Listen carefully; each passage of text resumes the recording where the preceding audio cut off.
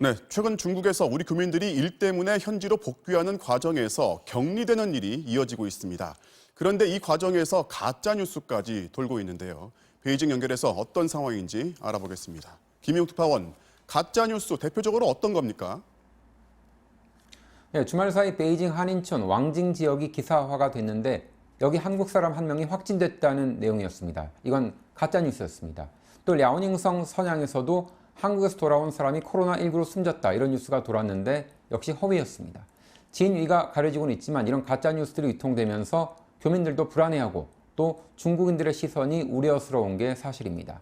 상하이에선 우리 교민들이 많이 사는 아파트 단지에서 외국인 출입증을 각각 색깔을 다르게 해서 출입 관리를 강화한다는 소식도 있는데 중국의 특성 그리고 방역 차원이라는 점을 감안하더라도 다소 과도하다는 말들이 나옵니다.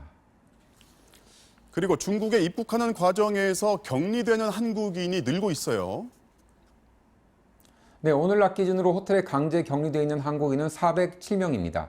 한국에서 출발했다는 것이 격리 이유인데 광둥성의 경우 지난 주말엔 주소지가 대구 경북으로 돼 있는 승객이 차별적으로 강제 격리가 됐고 오늘부터는 격리되는 호텔 비용 14일치를 탑승객이 부담하라는 조치가 나와서 우리 영사관 측이 중국 당국에 항의하고 또 협의 중입니다.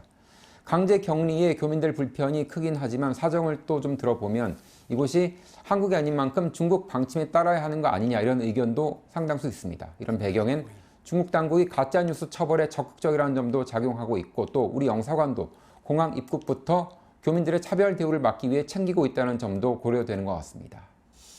자, 사실 이런 격리 조치가 한국인만을 골라서 하는 건 아니죠. 네, 그렇습니다. 실제로 함께 격리된 탑승객에는 중국인도 있고 미국인도 있습니다. 중국은 어제 기준으로 하루 신규 확진자가 202명이라고 발표를 했고 다음 달 말에는 마스크를 벗을 수 있는가 이런 질문도 나올 만큼 이제는 내부보다 밖에서의 역유입을 막는 데 총력을 다하는 양상입니다. 이런 분위기 속에 우한을 완전 봉쇄했던 조치를 다른 나라도 참고하라는 이런 주장, 또 바이러스가 중국에서 크게 퍼진 건 맞지만 시작은 중국에서 된 게 아닐 수도 있다는 주장도 계속 나오고 있습니다. 우리가 보기엔 적반하장이 아닌가 이런 식의 불쾌한 면도 상당하지만 사람이 수천 명 죽고 또 경제적 타격을 입은 중국이 망가진 자존심을 만회하려고 애쓰는 차원이 아닌가 이런 해석도 있습니다. 베이징이었습니다.